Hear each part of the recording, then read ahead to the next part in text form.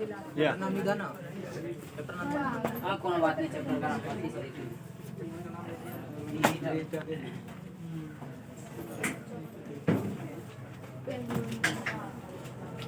सुन लीजिए, ये चैप्टर आपका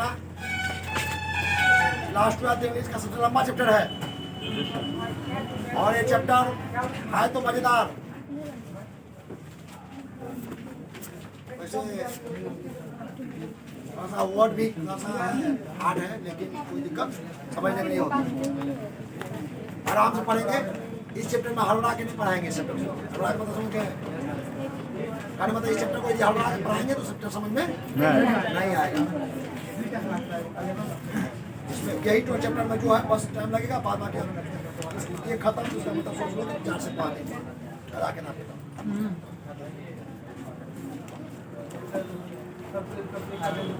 चलिए चैप्टर का नाम लिखिएगा आप लोग। चैप्टर का नाम लिखिएगा, ऑन कर दिए हैं। हाँ हो गया। चैप्टर का नाम लिखिएगा Macavity the mystery cat. The mystery cat. इसके हमारे कवि महोदय हैं कौन? टीएस इलिया। सुन लीजिए ध्यान से, यह जो आपका पोएट्री है टीएस इलियट के द्वारा लिखा गया है। यह मैकेविटी जो है क्या है, पहले सुन लीजिए ध्यान से। यह मैकेविटी एक बिलार है। बिलार समझता है? बिल्ली बोलेंगे, पढ़ाते तो ये बिल्ली बोलेंगे, लेकिन मैकेविटी का मतलब क्योंकि यहाँ पे ही का प्रयोग किया गया है। किसके लिए? बिलार है। कौन सी मैकेविटी का मतलब? बिलार। आइए ना, आप वो पढ़ाते समय बिल्ली बोलेंगे, दिक्कत नहीं है। ये तो बिल्ली नहीं बोलेंगे, उसका नाम मैकेविटी बोलेंगे। मैकेविटी एक किसका नाम है बताओ? बिलार का नाम है। द मिस्ट्री कैट, जो एक रहस्यमयी बिल्ली है। जो एक कौन सी बताइए? मैकेविटी किसका नाम है? बिलार का नाम है। और उसके बाद आप लोग देखता होगा कि दो उसके यहाँ लिखा हुआ द मिस्ट्री कैट है। द मिस्ट्री कैट का मतलब हुआ कौन सी? एक रहस्यमयी बिलार है जिसका नाम क्या है? मैकेविटी कौन है? बिलार है जो क्या है रहस्यमयी है। यानी एक रहस्यमयी बिलार का नाम है क्या? मैकेविटी। कवि महोदय इस पोएट्री के माध्यम से, इस बिल्ली के माध्यम से आज का जो हमारे अपराध जगत का जो बेदाज भाषा सब है उसकी ओर इशारा कर रहे हैं। इसकी ओर जो क्रिमिनल होता है, जो अपराधी है, कौन उदाहरण लेकर? मैकेविटी को लेकर। ठीक है, आप लोग सबसे पहले लिखिएगा अबाउट ऑथर। सबसे पहले लिखेंगे आप लोग अबाउट ऑथर लिखिए। हाँ, अबाउट ऑथर लिखिए। अबाउट इसका अबाउट ऑथर का ध्यान सुनिएगा, थोड़ा सा लंबा लिखाना पड़ेगा। स्टार लगाइए। लिखेगा मैकेविटी, जैसे लिखा हुआ वैसे लिखो। Macavity the mystery cat. Macavity the mystery cat. Macavity the mystery cat. Macavity the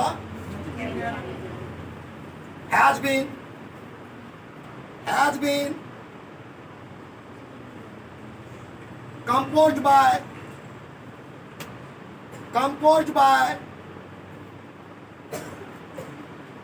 T.S. Eliot. T.S. Eliot.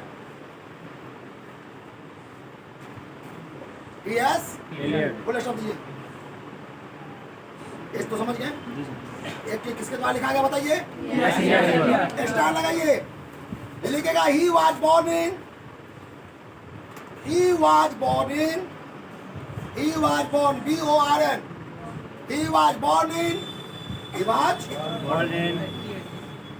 क्या बताइए? 1888 and died in 1965.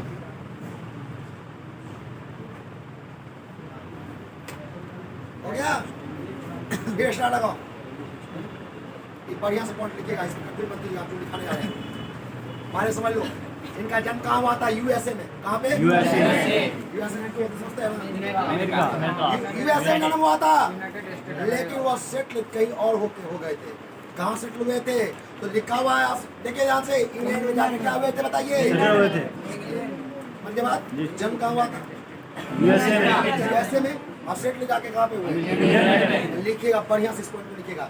लिखिए, स्टार्ट लगाइए, लिखिएगा ही वाज born in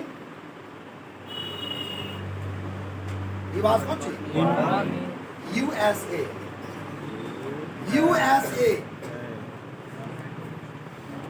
ऊपर में लाइन लिखा हुआ है।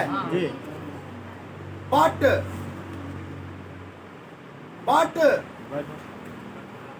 लिखा हुआ इवेंचुअली सेटल्ड इन इंग्लैंड। देख के लिखो, मिला? जी सर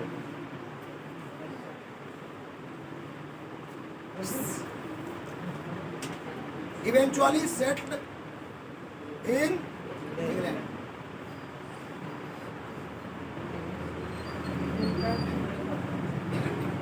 इसका मतलब क्या हुआ बताइए? हुआ था USA में। और इवेंचुअली का मतलब अंत में जाके सेटल कहाँ हो गए? जाके इंग्लैंड में इंग्लैंड में। स्टार लगाइए।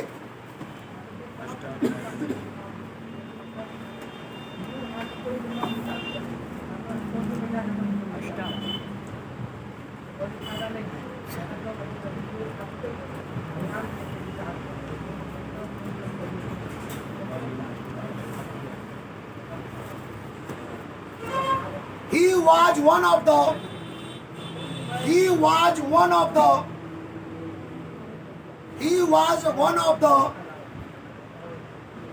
साले देखो तो वन ऑफ द है कहीं सालन में वन ऑफ द मेरा सालन में वन ऑफ द सालन देखो वन ऑफ द मिला। He was one of the वहां से लेकर 20th सेंचुरी तक लिखो। देखो 20th सेंचुरी है, देख रहा लिखो तो देखो।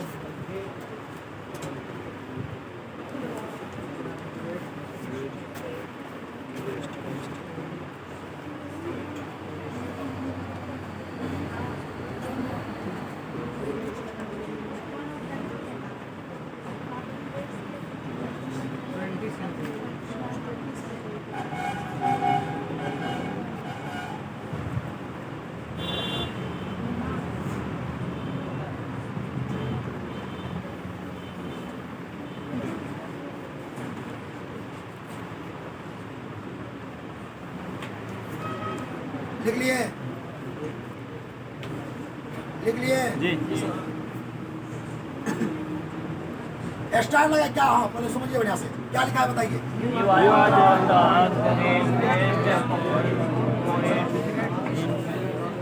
अब यदि कहेंगे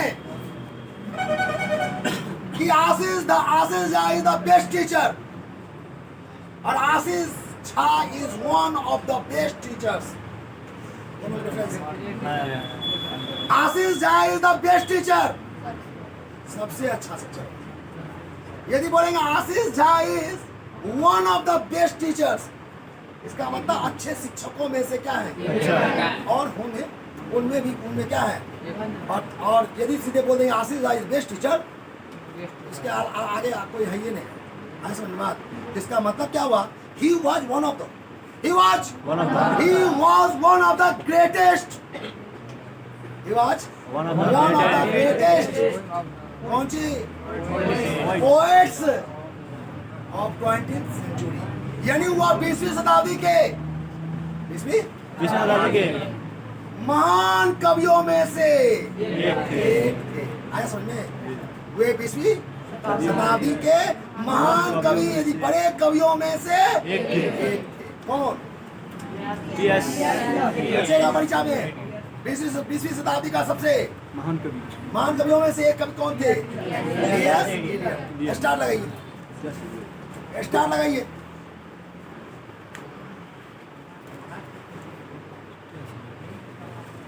He was a great poet. He was a great, G-R-E-A-T, great poet. कमा दो। A story writer, क्या लिखना है? Story writer, WRITER, story, comma दीजिए, लिखेगा क्रिटिक, लिखो CRITIC, CRITIC, क्रिटिक, एंड लिखिए ड्रामाटिस्ट, लिखिएगा ड्रामाटिस्ट, DRAMATIST, DRAMATIST, कौन सी बताइए? फुल स्टॉप दीजिए। क्रिटिक का मतलब क्या? आलोचक। स्टोरी राइटर का मतलब? हाँ। पोएट का मतलब? और क्या लिखा है? ड्रामाटिस्ट का मतलब? नाटककार। आया समझ में? चलिए जी, स्टार लगाइए।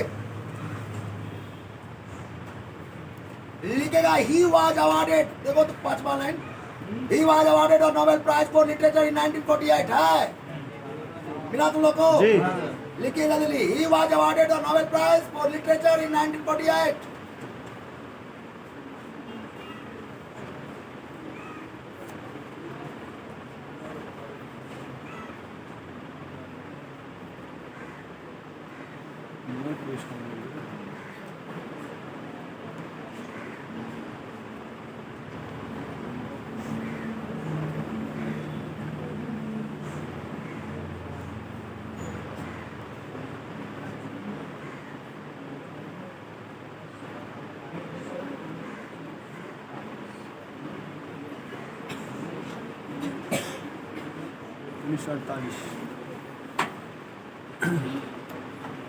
He was awarded, सोच लो, B.S. Eliot साहब कितने महान कवि थे। He was awarded a Nobel Prize।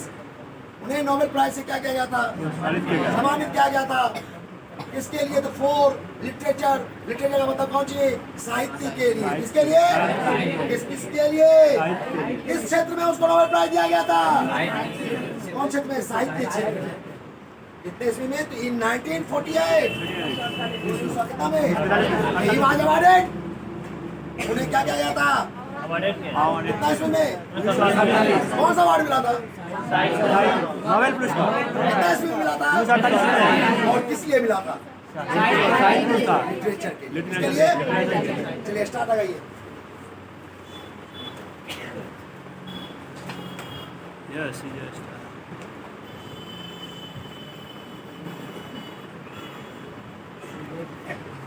इतना इम्पोर्टेंट है ये पॉइंट, इतना इम्पोर्टेंट है, इसको अभी रटिएगा ना, 5 बार आप लोग रटना है इसको। Yes sir. यही रट लेना है।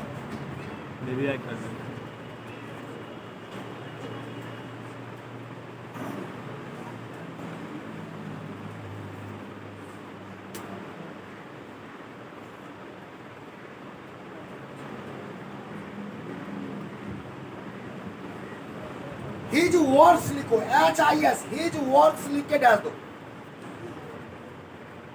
वर्ड्स मतलब कौन सी? काम नहीं, रचना है, उनके द्वारा लिखा गया। समझ गया ना? पहला नंबर लिखो, पहला नंबर लिखो, हिज वर्ड्स लिख, पहला नंबर लिखो। देखो 4 गो काला अक्षर में है, पहला नंबर देख सुन लो।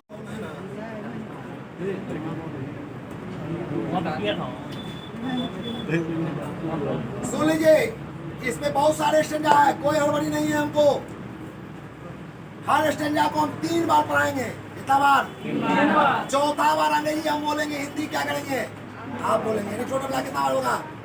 एक स्टैंजा को 3 से 4 बार प्रत्येक स्टैंजा को पढ़ाना है।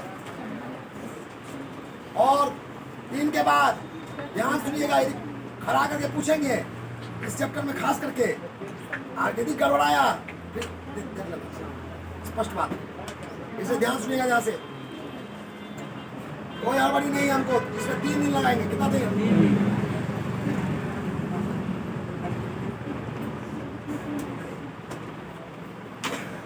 सबसे पहला देखिए, Macavity is a mystery cat.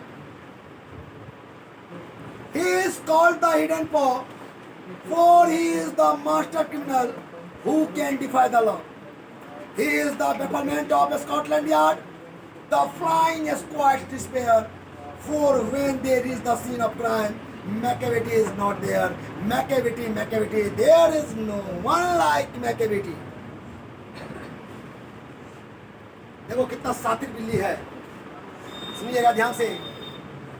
McAvity is a mystery cat. Mystery का मतलब क्या होता है? रहस्यमयी। यह जो McAvity है, एक क्या है बताइए? एक रहस्यमयी क्या है? बिल्ली है। बिलार बोलो या बिल्ली बोलो, तो बिल्ली बोल के करेंगे, ठीक ना? तो क्या बोलेंगे? McAvity is a mystery cat. यानी McAvity ये क्या है? रहस्यमय बिल्ली है। वही क्या है बताइए? बिल्ली है। कहता है he is called, he is उसे कहा जाता है। he is called का मतलब क्या कहा जाता है? The hidden paw.